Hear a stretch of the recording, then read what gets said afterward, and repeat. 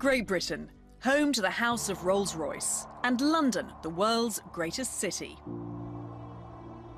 And this is London's Mayfair, the epicentre of global luxury and fashion, where we're about to witness an historic moment. Hello and welcome to this very special occasion. I'm Katie Derham and this is Torsten Müller-Ötvösch, who is the Chief Executive of Rolls-Royce Motor Cars, and we're on our way to Bonhams, where we are going to unveil the new Phantom, the car of choice for the world's most powerful, influential and glamorous people for more than 100 years. We are about to witness what I would call the global debut of the world's most celebrated luxury item, our magnificent new Phantom in its 8th generation. Of a car that has been the choice of presidents, monarchs, industry titans, stars of stage and also screen for nearly 100 years now, and it will be a rare and historic moment tonight. And why have you chosen Bonhams and why London? Rolls-Royce is a quintessentially British luxury brand, and all our cars are manufactured here in the UK. And Mayfair is the heart of the luxury goods world. And no street is more synonymous with luxury than Bond Street, I think. And Bonhams has a reputation for selling some of the world's finest luxury items. Vintage wines, classic furniture, fine automobiles. It's his own work of art to the world here tonight. And that is, of course, going to be the main event, but it's not the only thing that's happening tonight. That's right. I'm also opening tonight the Great 8 Phantoms exhibition, how we call it, to celebrate the arrival of the new Phantom. We have gathered 7 of the most significant Phantoms in history from all over the world. And this will be the first and only time such an extraordinary collection has come together. And the exhibition will open to the public on Saturday, 29th of July. It can only last 5 days, so hurry up to Bonhams if you can, and I bet you won't be disappointed. Oh, it sounds fantastic. Well, now you know where we're going and why we're going there. Let us go and see some history unfold.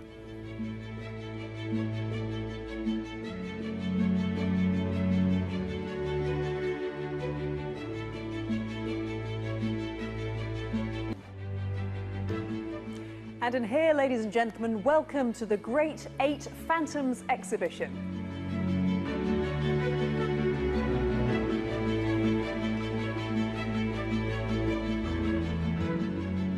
On display here are 7 of the most famous Phantoms in the world, each one representing its generation and each one owned by a very special person.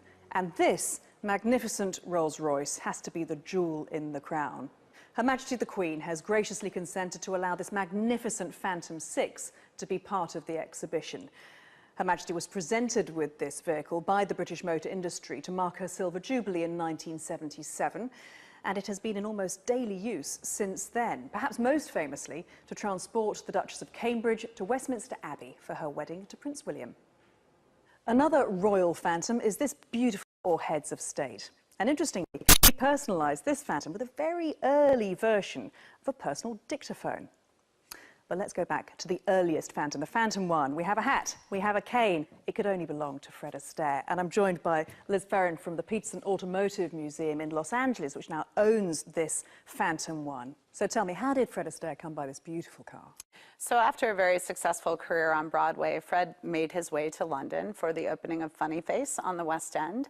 And after it was decided that that would be renewed into the following summer, he placed an order for a Rolls-Royce Phantom 1.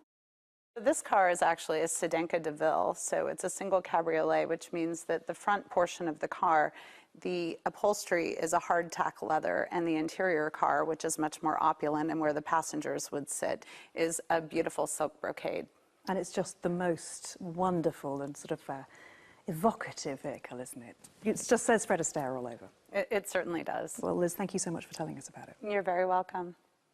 Now, just over here, and in keeping with the entertainment theme, is probably the most recognisable Phantom in the world, John Lennon's Phantom 5. Now, this incredible car was regularly seen driving around the streets of this very part of London, ferrying John Lennon and the Beatles to the nearby Apple Corps headquarters. Well, now it lives in the Royal British Columbia Museum in Canada, and curator Dr. Lorne Hammond has joined us here, flown over with the car for the exhibition, and my goodness, what stories you must be able to tell about it. But tell us first of all about this wonderful paint job, because it wasn't always like this, was it? It was originally Valentine black. It was ordered and delivered in the spring of 1965, and in the fall it took the Beatles to Buckingham Palace to receive their MBEs. So when did he decide to create this amazing piece of art? They were mixing down Sgt. Pepper's Lonely Hearts Club Band, and he commissioned Steve Weaver at J.P. Fallon to make the design, and it was approved, and he sat in the garage with cans of house paint and put the design on the vehicle, and it was delivered 9 days before the press conference for Sgt. Pepper's. There's so much more I know you could tell us, but there's an awful lot more to see here at the exhibition, because of course the Phantom is not the preserve of heads of state and film stars and musical megastars. It's also been the mainstay of heroes and adventurers, seeing them through triumph and adversity. This beautiful, unusual Phantom III was owned by Field Marshal Bernard Montgomery, who was the Commander-in-Chief of all the ground forces at the D-Day landings in 1944. Now, it's known as the Butler Phantom, after Alan Samuel Butler, who was the chairman of de Havilland Aircraft Company, who installed the unusual forward-sloping windscreen, which was to make the car more aerodynamic. And also, although it has been painstakingly restored, you can still see a scorch mark on the dashboard from Winston Churchill's cigar. Another great British adventurer was Sir Malcolm Campbell, who broke 4 water speed and 9 land speed records in the 1920s and 30s. He was the first man to ever drive a car at more than 300 miles per hour. Well, this beautiful Phantom 2 was for everyday driving, I should make clear, but I'm delighted to tell us more about it and about his relationship with the Rolls-Royce. This is Malcolm's grandson, Don Wales. Don, thank you so much. He really did love Rolls-Royce, didn't he? He did. Grandfather was a big fan of Rolls-Royces. I mean, this is just one of many that he had. It's a lovely blue, shiny example of it. But not only that, I mean, he used the Rolls-Royce R-Type engine to power his 301 car that you just mentioned, but also his boat, Bluebird K3. So it's the only engine to have held the water speed, the land speed, and the air speed record at the same time. Well, Don, it's wonderful to talk to you and to find out a bit more about the Campbell Rolls-Royce connection. Thank you. My pleasure. Thank you. It's almost time for Torsten to reveal the new Rolls-Royce Phantom, but before then, I have one more great Phantom to show you. At 1 minute past midnight on the 1st of January 2003 at Rolls-Royce's brand new headquarters in Goodwood in West Sussex, this Phantom 7 was launched and marked the renaissance of Rolls-Royce in the 21st century. And since then, for the last 14 years, Phantom 7s have been flying the flag for Rolls-Royce, and they have become the most popular and successful Phantoms ever. Truly beautiful, highly bespoke Phantom 7s have been commissioned by customers all over the world using precious gemstones and painted silk and exquisite marquetry. Genuinely, they have been works of art.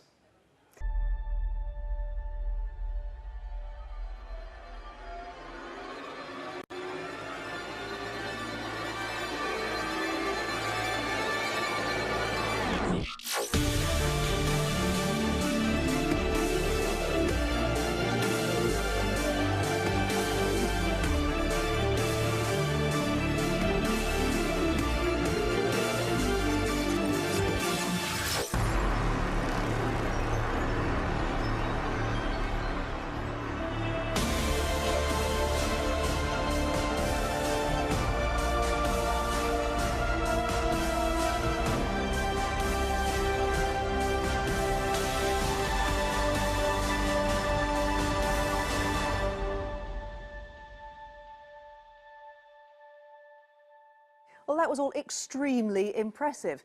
Torsten, let's get your initial reaction. How excited are you feeling? Highly excited. I would lie if I would not be excited. I mean, it took us years to bring Phantom into the world, and today is that moment, a seminal moment for Rolls-Royce motor cars in history of the brand as well. It's only the 8th generation of Phantom, and it doesn't happen very often that you launch a Phantom. For that reason, I'm excited. The whole company is highly excited and couldn't be better. Congratulations. And Peter, a final word from you. I can't agree more. Rolls-Royce is on a roll and Phantom is in the lead. My thanks and congratulations to everyone here and in the greater Rolls-Royce factory at the home of Rolls-Royce at Goodwood and around the world. We should all be very proud of this moment. Earlier we caught up with the designer of the new Phantom, Giles Taylor, Rolls-Royce's design director, and asked him about the design inspiration behind this beautiful new car. I believe of all cars and of all Rolls-Royces, Phantom is about travelling in quintessential style. Phantom, in my view, should possess a contemporary yet timeless style. Our design vision was to bring Phantom to life with a heightened sense of elegance in its line and a perceivable swiftness of foot. Starting at the front, the grille is taller and larger, but in some ways less stiff, more laid back, and fully integrated into the bodywork for the first time in the history of Phantom. From here, the body of Phantom develops, and one immediately perceives the elegant bright trim that envelopes the bonnet and front screen into a single graphic entity. The eye is carried gracefully up and over the cabin. Look at the power of the front bonnet silhouette. It's nearly horizontal because the grille is taller. The front wing gently rises to present this power. It peaks just over the front axle, bringing the car nicely up onto its front wheels. Phantom sits gracefully onto its rear wheels with a faster raked rear screen and a flowing rear face treatment that pushes the car forwards. The waft line sweeps the eye underneath the car, providing the visual sense of air, or magic carpet as we like to say, upon which all Rolls-Royce passengers travel. The interior of Phantom further heightens a unique sense of calm luxury and special occasion. I am absolutely delighted to have brought our design vision of the gallery to life. New Phantom offers the owner his or her chance to artistically set their own precious art pieces behind glass on the fascia. In developing this feature, we celebrate the home of Rolls-Royce's arts and crafts skills. We are defining bespoke at a new industry-leading level. Tonight, our Phantom steps onto the world stage. I hope and believe that the style and presence that you see for the first time will magnetise those around it for many years to come.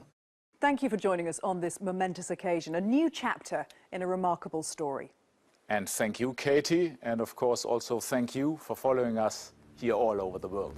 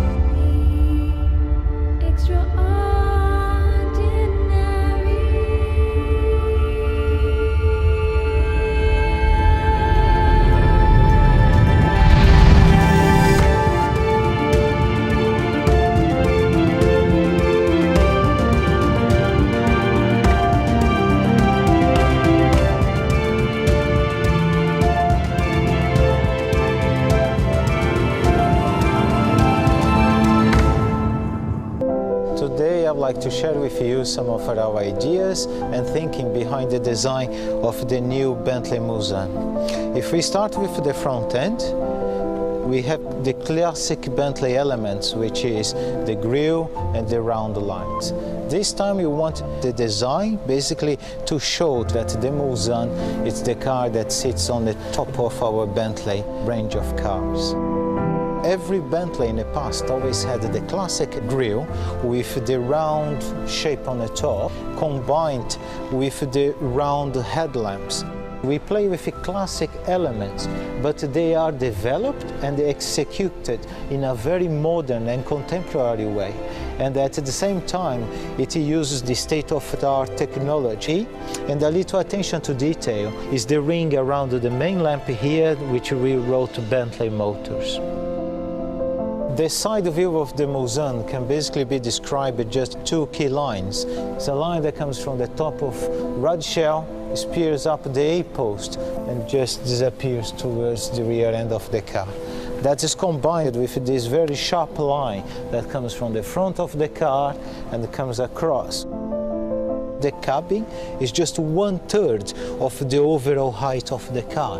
So we actually managed to preserve the interior you expect from a large Bentley limousine, but at the same time we managed to give the car a sporty and elegant feel. The design of the side of the Mulsanne has a very strong relationship between body and wheel.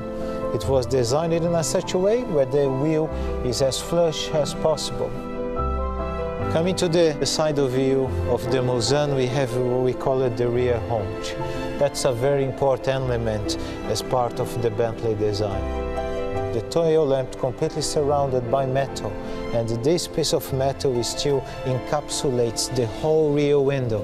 So there is no short lines, everything is actually a single piece. The rear end is basically two strong graphic elements. Is the horseshoe, that is this element that's completely surrounded the rear end of the car.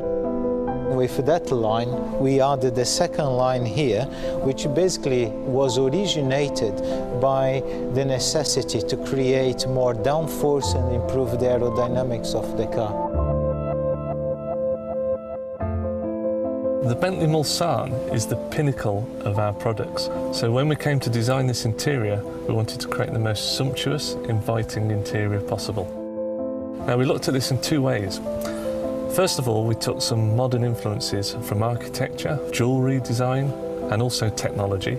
And the interior is really a blend of modern influences mixed in with our heritage and craftsmanship. Looking at the instrument panel, we wanted to create quite a formal feel to the part. So we took the wood from one side of the car all the way across to the other. And this is capped by what we call the top roll. There's a confident line over the top of the instrument panel and then shoots across the car to the passenger side. Supporting that are basically two wings, and this comes from the shape of the symmetrical Bentley wing badge. Looking at the wood, something I wanted to do was really capture the thickness of the wood. You can see the thickness of the wood in the centre, and also when you open the door, you can see it exposed again at the end. This tells the customer that the wood is solid all the way through. The wood also connects into the doors and into the rear doors and around through the rear compartment. And this creates what we call the ring of wood, a continuous line around the car. A lot more information is being put in front of the driver now, so we wanted a large digital display in the centre. Connecting with our heritage, we wanted to create two dials that are either side of that display, and we introduced something that goes back to our old cars where the needles start at 1 o'clock and rotate round. And this puts the majority of the needle use into the centre for clarity. Then looking at the detail of the fascia, the switches we actually made of glass. And the reason for this is twofold. Glass gives you a very high quality finish, but also it allows the natural illumination of the switches. Next to these glass switches, we have a rotary that has a knurl texture that comes from our heritage and a nice glass centre.